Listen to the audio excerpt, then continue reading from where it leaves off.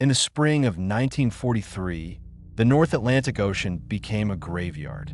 300 Allied merchant ships sank in the first 3 months alone, torpedoed by submarines that appeared from nowhere and vanished just as quickly. But the war that determined whether those ships would reach harbor or sink beneath the waves was not fought entirely with weapons. It was fought with radio frequencies, encrypted signals, and the silence between transmissions. This was the Invisible War, a battle waged in bursts of Morse code, lasting mere seconds, in the hum of radio receivers scanning the electromagnetic spectrum, in the desperate mathematics of code breakers racing against time. It was a war where speaking could mean death, where silence could mean survival, and where every transmission carried the weight of thousands of lives. The story of this hidden conflict begins with a crackling sound in the darkness, a brief pulse of electromagnetic energy cutting through the static of the Atlantic night. The Enigma network. The German Kriegsmarine understood that radio communication was both essential and lethal. Every U-boat in the Atlantic needed to report its position, fuel status, and enemy sightings to Admiral Karl Donitz at U-Boat Command Headquarters in Lorient, France. Without these reports, the Wolfpack tactics that had brought Britain to the edge of starvation could not function. But every transmission was a beacon announcing a submarine's presence to anyone listening. The solution was the Enigma machine, a cipher device resembling a typewriter housed in a wooden box. Inside were rotors, 3 initially, later 4 for naval variants, that scrambled each letter through millions of possible combinations.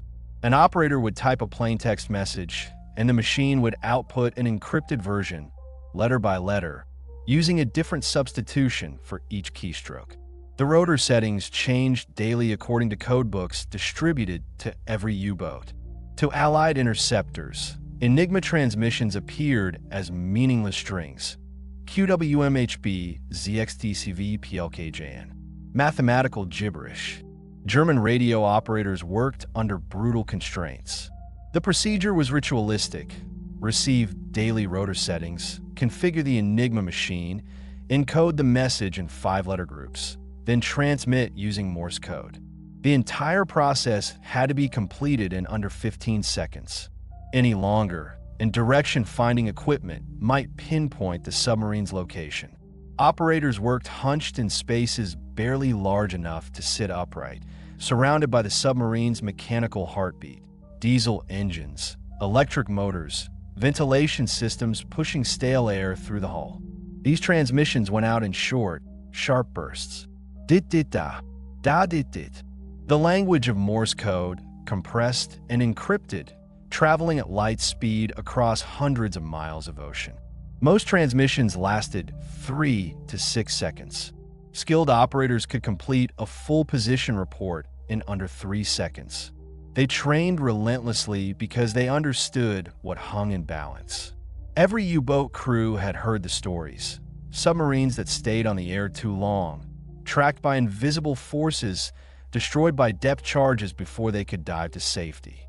By 1943, the U-boat fleet transmitted thousands of messages weekly.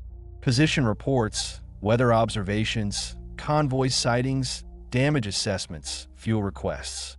Donitz's entire operational structure depended on this constant information flow. He ran his war from headquarters, moving U-boats across the Atlantic like chess pieces, directing them toward convoys, coordinating attacks, ordering retreats. Without radio, the wolf packs would have been scattered and blind. With radio, they were deadly. But radio meant visibility, and the Allies were listening. The Allied interceptors. Around the British Isles, from Scotland to Cornwall, from Northern Ireland to the Orkney Islands, a network of listening stations maintained unblinking vigil over the Atlantic. Stations named Scarborough, Flowerdown, Chicksands, and Winchester formed a chain of electronic sentinels, their antennas rotating slowly through the night, scanning for enemy transmissions. Inside these stations, hundreds of radio operators, most of them women in their late teens and early 20s, sat at receivers with headphones pressed tight, listening to the static of empty frequencies, waiting for something to break through. The work demanded absolute concentration. The electromagnetic spectrum crowded with noise, atmospheric interference, friendly transmissions, commercial broadcasts from neutral countries, and beneath it all, the endless hiss of cosmic background radiation. Operators learned to distinguish signal from noise by instinct, by sound quality, by the rhythm of Morse code that carried a human signature even when encrypted. When a signal appeared, they had seconds to react, note the time, estimate frequency, transcribe the message, pass it to the teleprinter room. Every transmission was logged, cataloged, forwarded to Bletchley Park hidden in the Buckinghamshire countryside. The breakthrough came with high-frequency direction finding, HFDUF. The technology was simple in principle, revolutionary in practice. When a U-boat transmitted, its signal reached multiple listening stations at slightly different times, depending on distance and angle from the source. By measuring these minute differences and plotting bearings on a map, operators could triangulate the submarine's position. 2 stations narrowed it to a rough area. 3 or more pinpointed location accurate to within 10 miles. HFDUF equipment was installed on destroyers and corvettes, as well as shore stations, creating a mobile intercept network moving with the convoys. Below decks, in cramped compartments filled with radio equipment, operators watched cathode ray oscilloscopes for the characteristic spike indicating an enemy transmission. When a signal appeared, everything stopped. The operator called out the bearing. Another sailor plotted it, while someone ran coordinates to the bridge. If multiple ships detected the same transmission, intersecting lines would converge on a single point in the vast Atlantic emptiness. The psychological toll on these operators rarely appears in official histories. They worked 6-hour shifts, sometimes longer, staring at dials and listening to static, knowing that a missed signal might mean a convoy destroyed, hundreds of men drowned in freezing water. The stations operated around the clock, through storms and air raids, through equipment failures and exhaustion. Many women operating the receivers were barely out of school, trained for weeks, then thrown into a war where mistakes were measured in lost ships and lost lives. They rarely knew what happened after logging a transmission. A bearing would be plotted, coordinates sent to the Admiralty, then silence. Days or weeks later, they might hear a U-boat had been sunk in a particular area and wonder if their intercept contributed. But mostly they just listened, hour after hour, to empty spectrum hiss, waiting for the enemy to speak. The U-boat perspective. Life aboard a Type 9 U-boat was a descent into mechanical claustrophobia. The submarine's interior measured just over 200 feet from bow to stern, divided into compartments connected by circular pressure doors. 50 men lived in this space for months, breathing air that smelled of diesel fuel, unwashed bodies, and chemical toilets that often backed up in rough seas. Condensation dripped constantly from pipes and bulkheads, soaking clothing, rusting equipment, covering every surface with moisture that never dried. The radio room occupied a space barely larger than a closet, wedged between the control room and officers' quarters.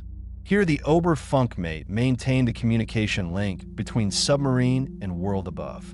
The Enigma machine sat bolted to a small desk, its wooden case battered from years of use, keys worn smooth by thousands of messages. Next to it stood the radio transmitter and receiver, vacuum tubes glowing faintly in dim light, and a stopwatch mounted on the bulkhead. That stopwatch governed everything.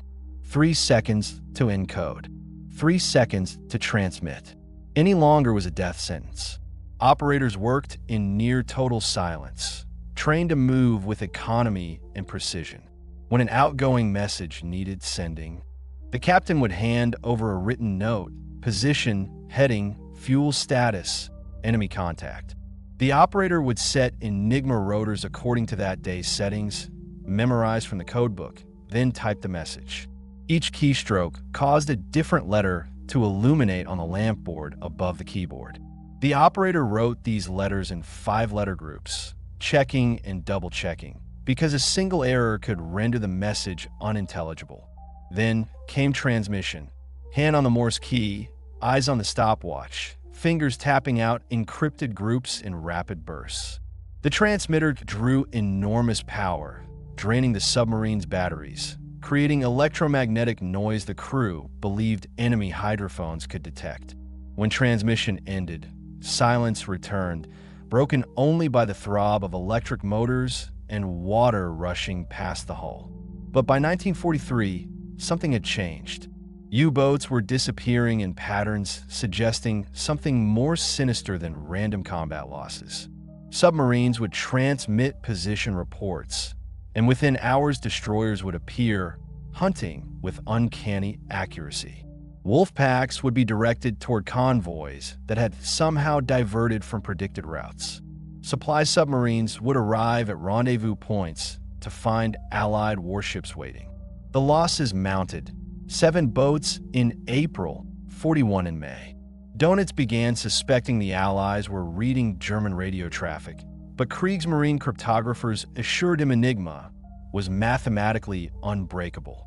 The U-boat radio operators felt the change first. They began to dread the moment when they had to key the transmitter, knowing that somewhere, invisible and omnipresent, the enemy was listening. Some captains ordered complete radio silence unless absolutely necessary. Others transmitted false positions, hoping to confuse whoever was tracking them. Orders were orders. The war continued. The transmissions continued, and submarines kept disappearing into the depths. The turning point. Bletchley Park existed in controlled chaos. The Victorian mansion and surrounding huts housed over 10,000 people by 1943. Mathematicians, linguists, chess champions, crossword enthusiasts, and thousands of young women operating the machines that would break German codes. The work divided among sections. Hut 6 handled German Army and Air Force Enigma. Hut 8 focused on naval Enigma. Hut 3 translated and analyzed decrypted messages. The operation ran 24 hours daily without pause. The breakthrough against naval Enigma came through brilliant mathematics, captured codebooks, and German procedural errors. The Enigma machine itself was not the weakness. Possible rotor settings ran into hundreds of millions. But humans operated the machines, and humans made mistakes. German radio operators used predictable phrases, weather reports always beginning with wetter, position reports following standard formats, messages containing officer names or ship designations. These predictable elements, called cribs, provided entry points into the cipher. The bomb machines, massive electromechanical computers designed by Alan Turing and Gordon Welchman, exploited these cribs to test possible rotor settings. Each bomb stood 8 feet tall and weighed over a ton, containing 36 Enigma-equivalent machines testing different settings simultaneously. When a bomb found a possible match, it would stop, and human operators verified the result using captured Enigma machines. If verification succeeded, that day's rotor settings were recovered, and every German Navy message could be read. The process had to be repeated daily because settings changed at midnight. Sometimes it took hours, sometimes all day. Occasionally, it failed completely. Intelligence derived from these decrypts was codenamed Ultra, classified at the highest level, restricted to a handful of senior commanders.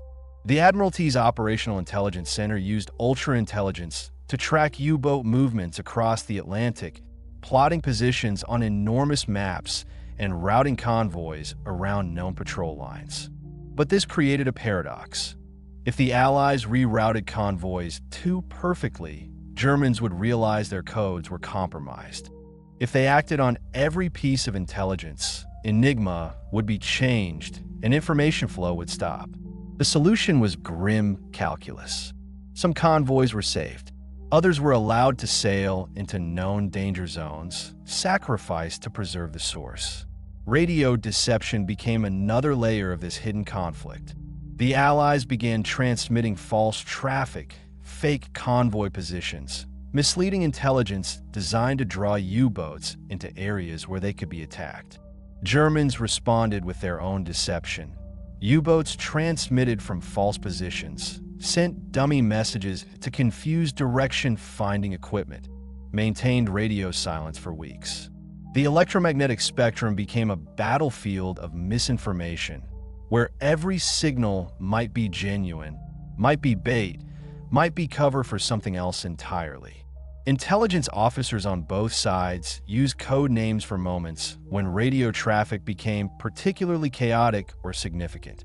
Code Black emerged as Allied shorthand for situations where multiple U-boats transmitted simultaneously, overwhelming the intercept network, or when particularly important messages were detected but could not immediately be decoded. These terms rarely appeared in official logs, circulating instead in the informal language of operators and analysts who needed shorthand for the incomprehensible complexity of radio warfare. By mid-1943, the balance had shifted. The Allies were sinking U-boats faster than Germany could build them. Convoy losses dropped dramatically. The Wolfpack tactics that had nearly won the Battle of the Atlantic in 1942 were failing. The invisible war of radio signals had become visible slaughter. The last signal, U-552, had been at sea for 63 days when fuel reserves reached critical levels. The Type IXE submarine had departed Lorya in March 1943, assigned to patrol the convoy route south of Greenland. For 2 months, the boat had stalked through the North Atlantic, attacking when opportunity presented, diving to avoid destroyers, surfacing at night to recharge batteries. The crew was exhausted, living on shortened rations, the air inside the pressure hull thick with carbon dioxide despite ventilation systems running continuously. The captain ordered a transmission. There was no choice. Without reporting position and fuel status, headquarters could not dispatch a supply submarine for rendezvous. The radio operator configured his Enigma machine according to daily settings, encoded the message, and prepared to transmit. The stopwatch was set. The transmitter warmed up, vacuum tubes glowing in darkness. Then, hand on the Morse key, the operator began tapping out encrypted groups. The transmission lasted 6 seconds. A brief moment of electromagnetic visibility in an ocean stretching 3,000 miles in every direction. But 6 seconds was enough. At RAF Scarborough, a 19-year-old operator heard the signal break through static. Her hand moved automatically to adjust frequency, fine-tuning the receiver until Morse code came through clearly. She noted the time, transcribed the message, passed the slip of paper to a runner who sprinted to the teleprinter room. Simultaneously, listening stations in Iceland and Newfoundland detected the same transmission. Huff-duff operators plotted bearings on their charts. The lines converged. 52 degrees north, 30 degrees west. Aboard HMS Starling, the commander received coordinates and altered course. 3 other destroyers in his support group changed heading as well, racing toward the intercept point at maximum speed. The submarine was 12 miles away, invisible beneath waves, unaware it had been located. The U-boat's radio operator carefully logged the transmission in his journal, noting time and duration, then returned the Enigma machine to its case. 6 seconds, well within safety margins. He allowed himself a moment of relief. The destroyer group arrived 90 minutes later. Sonar operators began their search, sending acoustic pulses into the depths, listening for the distinctive echo of a submarine hull. After 20 minutes, contact was established. The destroyers moved into attack formation. The first depth charges were released, set to detonate at 200 feet. They fell through water in silence, dark cylinders tumbling through darkness, then exploded with crushing force. Inside U-552, the crew heard sonar pings through the hull, felt vibrations of propellers overhead. Then the world became noise and violence. The depth charges detonated in sequence, shock waves hammering the submarine, buckling plates, shattering gauges, bursting pipes. Emergency lighting failed. Water began flooding through fractured seals. The captain ordered full dive, trying to reach safer depths, but diving planes were damaged, hydraulic systems failing. More depth charges fell. Closer now. The hull groaned under pressures it was never designed to withstand. The end came quickly. A final barrage ruptured the pressure hull in 3 places. The Atlantic poured in through gaps torn in steel, filling compartments in seconds, crushing bulkheads, overwhelming bilge pumps. The submarine lost all power, all buoyancy, and began its final descent into water 3 miles deep. 52 men rowed it down into darkness, trapped in flooding compartments, drowning in diesel-contaminated seawater, or dying instantly when the hull finally imploded at depth. There were no survivors. On the surface, the destroyers detected the sounds of collapse, the screech of tearing metal, the muffled thuds of bulkheads giving way, the thunder of implosion, then silence. Oil and debris rose to the surface, spreading across waves in a dark slick. The attack had lasted 47 minutes from first contact to final destruction. HMS Starling logged the kill and resumed patrol. But the last encrypted message from U-552, the fuel status report that had betrayed the submarine's position, was never fully decoded. It arrived at Bletchley Park along with hundreds of other intercepts, was partially broken by the bomb machines, but complete plaintext was never recovered. The message remained in archives as a fragment, a few decoded words surrounded by gibberish, cataloged under the designation Code Black. The echo of static. The truth about Enigma remained secret until 1974, when the British government finally declassified portions of the Ultra-Intelligence Program. Even then, the full extent of the code-breaking operation was not revealed. Many who had worked at Bletchley Park had carried the secret for 30 years, never speaking of it to spouses, children, or friends. Some had died without ever being able to acknowledge what they had done. When documents were finally opened to researchers, historians began to understand how completely the invisible war had shaped the visible one. The Battle of the Atlantic had been won not primarily through destroyer escorts or aircraft patrols, but through mathematics and radio intelligence. Every convoy successfully routed around a U-boat patrol line. Every submarine located and destroyed, every ton of supplies that reached Britain, all depended on the ability to read enemy communications faster than the enemy could act. The margin of victory was measured in minutes. The German U-boat service never learned how thoroughly they had been compromised until after the war ended. Captured submarine commanders, when informed that Enigma had been broken, refused to believe it. The machine was too complex, the number of possible settings too vast, the procedures too carefully controlled. But the evidence was undeniable. Allied intelligence had read tens of thousands of German naval messages, tracked U-boats across the Atlantic with impossible precision, and used that information to sink over 700 submarines. Of the 40,000 men who served in the U-boat force, more than 30,000 died.